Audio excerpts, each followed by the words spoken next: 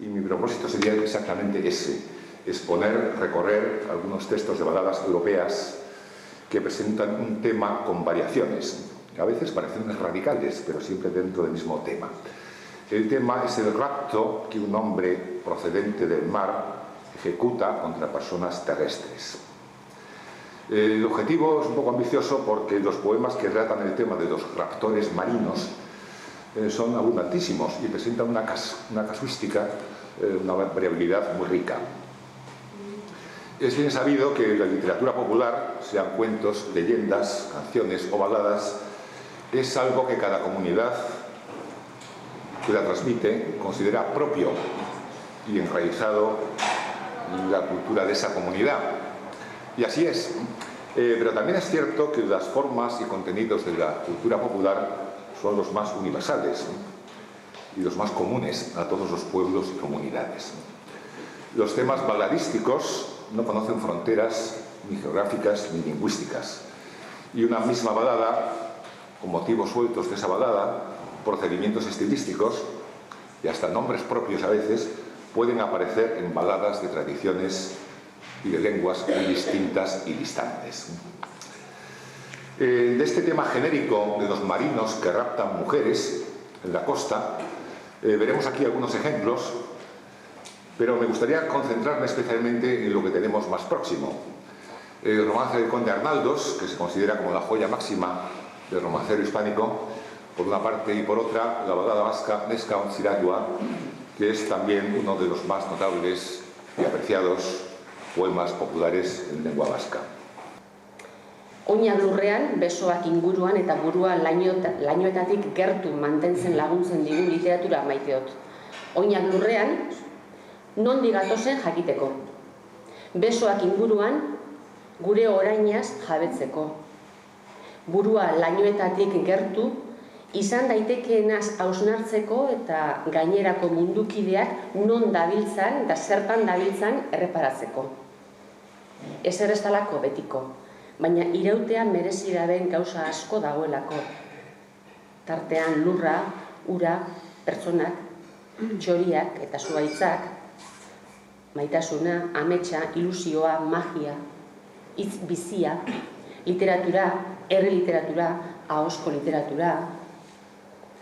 Ahozko literatura nitzako, izango litzateke lehen esan dudan moduan, arima elikatzeko oinarria.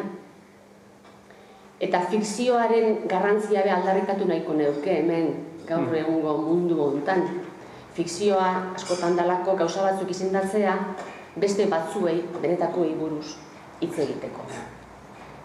Eta osagaiak, zentzuak, emozioak, irudimena eta oroimena ditu. Eta aldarrikatzen dut euren baliotasuna edo bizitzen ikasteko derrigorrezkoa ditugulako zentzuak, emozioak, irudimena eta oroimena. Eta azken batean, ahozko literatura zer izango litzateke? Lehenengo etxea. Zu eta ni. Hementxe eta oraintxe. Intimitate gunea.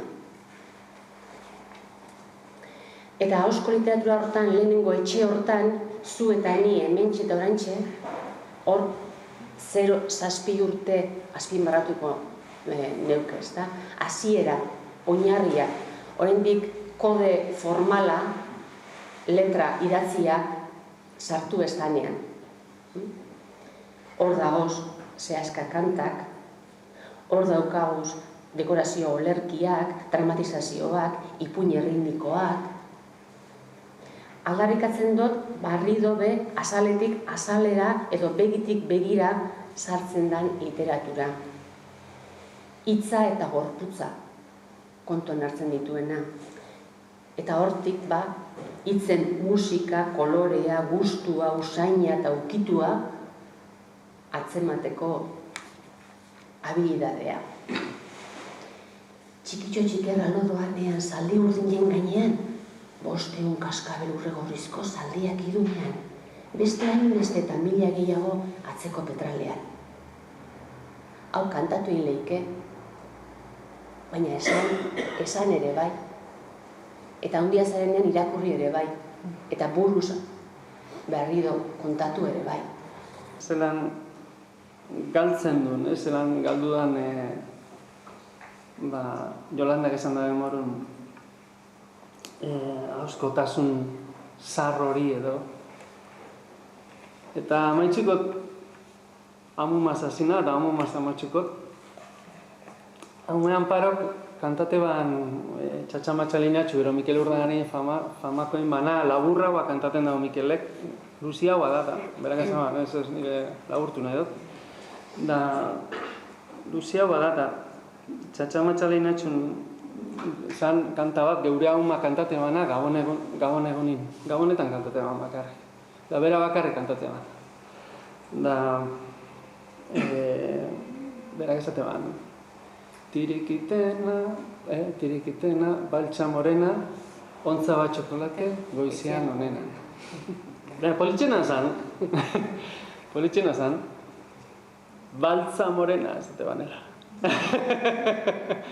Eta berez da, altza morena.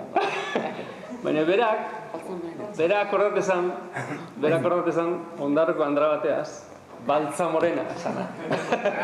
Moren izan edak.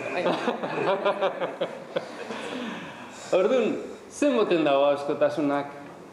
Ahozkotasunik gauzaik ederren anitzako pertsonik, transmisioin kate hortan, beri etxen da bela kanti. Eta aldatu etxen da bela kanti. Eta altza morenatik, baltza morena pasazan.